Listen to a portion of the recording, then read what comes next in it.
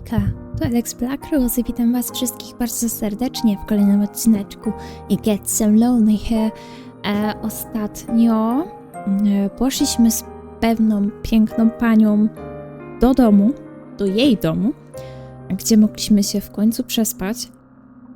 Jest już następny dzień i będziemy chyba w sumie podróżować dalej. Czytanie jest standardowo po angielsku. Nie ma tutaj niestety dubbingu, czy tam voice actingu, więc ja tutaj wymyślam na poczekaniu, jak dana postać brzmi i w sumie próbuję zapamiętać, jak ja ją czytam. She looks at your face, which is pasty, and your under eyes, which are dark, and exclaims in the manner of one accustomed to solving problems, not complaining about them. Oh, you look awful. Chyba. Nie, czekajcie, jak to miała? I think you need something warm to drink, and maybe you need something to eat too. Let me get started on breakfast. Chyba coś takiego bliżej. And that is exactly what she does. She gets started on breakfast, which proves to be quite a simple affair, nothing like the luxurious food you were accustomed to in your past life. Past life, czyli przed uciekaniem? Czy past life w sensie obudziliśmy się w tym świecie? To sobie mi się trochę nie zgadzało, ale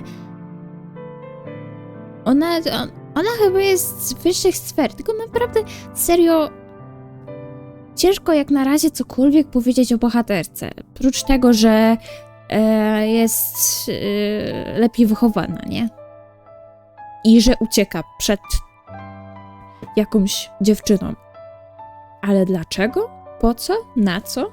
Jaki jest jej cel? Tego oczywiście nie wiemy. The bread is hard enough to break your teeth on, and the cheese is a bit too strong. It is food all the same, though, and you do not complain. Your stomach was beginning to grumble. The tea is no offensive, at least, and you're drinking gratefully. You thank the gravedigger girl for her hospitality, and she smiles at you in return, a sunny smile, like a field blooming bellflowers. It's no problem. Don't hesitate to ask me if you need anything else, she says, words which come to symbolize your relationship. Aha, ona ma głęboki głos, ale przez przypadek dałam jej w sumie dosyć wysoki, więc ma wysoki. tak już bywa. You stay with the gravedigger for many, many more days, and limited though her means might be, she always tries to help you. The gravedigger sets you chores about the house to keep you occupied, a fact for which you are grateful. You need to do something to keep your mind off your frantic flight through the forest. You can almost forget about it now, during the day. During the night, however, it returns to you, the sound of your feet against the foliage and the swirling fog. In your sleep, you are assailed by nightmares. Sometimes you wake after midnight, the sheets twisted around your body and your mouth gaping open in a paroxysm of terror. Though you try to tell yourself otherwise, you are still afraid.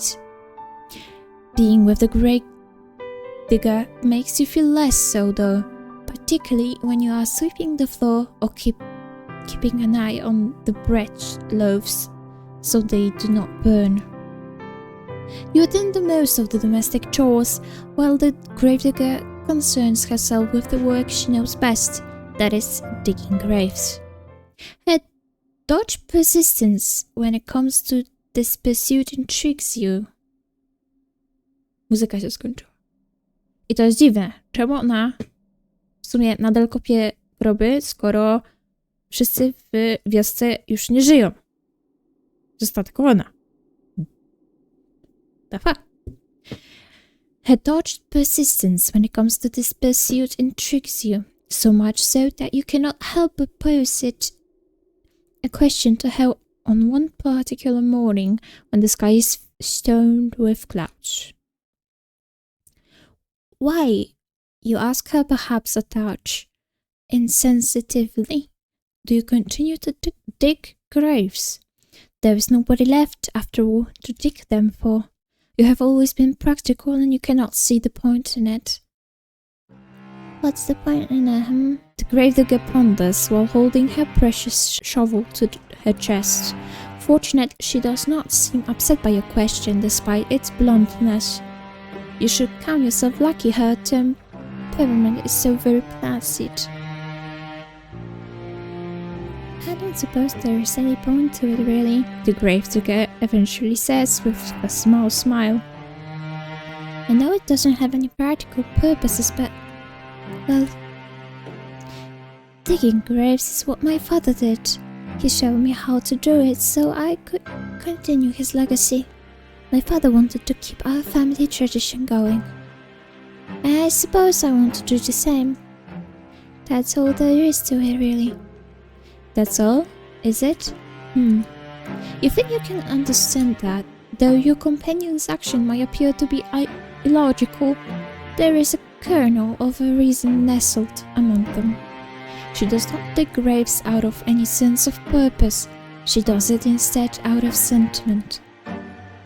Besides, I have to do something to keep myself busy, don't I? If I spend my days idling all on my own, I think I'll become mad. The gravedigger laughs at this, as though the prospect of her own madness is amusing. Her laugh, despite her slender stature, is not particularly delicate. It reminds you perhaps unkindly of the braying of a horse. You are ashamed of thinking such a thing, though, and your face flushes with the guilt of it. We cannot all be well-bred young ladies, you know. Still, the laughter of the gravedigger, as it echoes through the grey, gloomy sky, is strangely desperate. It sounds forced. Her smile, too, is a touch unnatural, the rictus grin of a corpse. You find, despite your attempts to return her laughter with a polite giggle, that you cannot. You cannot help but pity her. You retreat indoors briefly after you talk with the gravedigger, then set about some simple chores. The gravedigger trusts you well enough to manage sweeping the floor, a task which does not take particularly long, and the preparing of the meals, a task which takes slightly longer. It is not until much later, however, once the sun has been sunk beneath the horizon and the moon is high in the sky, that the gravedigger returns from the outdoors. She is windswept after many hours spent exposed to the elements, and there is dirt caked beneath her fingernails. The gravedigger removes her cloak, which she hangs by the door, then looks to the pot suspended over the fire, a fire which you stoke with your own fair hands. The scent of cooking food, that of garlic and onions, fills the air, surprising the interior of the kitchen in a homey aroma which makes your stomach rumble. Taking stock of this, the gravedigger smiles at you, a toothy smile which, despite her status as a lowly peasant, is surprisingly clean and bright and white. Thank you so much, dear one. There's nothing like returning home after a hard day's work to find dinner already prepared. Now let me give it a test. The gravedigger dips a spoon into the soup, then brings it to her lips. She blows upon it. Then she places the spoon in her mouth, the wooden utensil clanking against her teeth. You observe this with a touch of anxiety. Will she like the food which you have prepared for her? You have cooked it for her before in the past, and she was always very complimentary of your efforts. Cooking is not your forte, however. You never had to concern yourself with it, really growing up with relative comfort as you did. You think that you enjoyed this rural, rustic mode of existence more than you did any of the privileges of your past life. At least now, with the gravedigger, you have a steadfast friend, a staunch ally. When you are with her, you are not alone, and that is worth its weight in gold. The gravedigger exclaims, after drawing this from her lips, a smile, a bright, guileless one. It's delicious.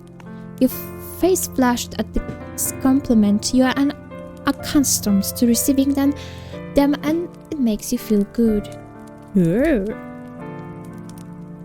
Shyly, you ask the gravedigger if she truly means that, a query which makes the gravedigger smile. Of course I mean it. You've become quite good at cooking, really. That is a relief. You were not very good at all of this good malarkey in the beginning. You did not know how to handle a knife, nor how to peel a vegetable, and you cut yourself more than once. You bled into the soups on several occasions, but never once did you throw salad soup out. The gravedigger lives a humble existence, and she cannot afford to waste her precious ingredients. Your soup during your stay have all been seasoned with the slightest hint of iron. Today's soup, however, is a marked step above all the rest. You did not cut yourself with a knife even once. Maybe your companion's compliment are not empty fluff.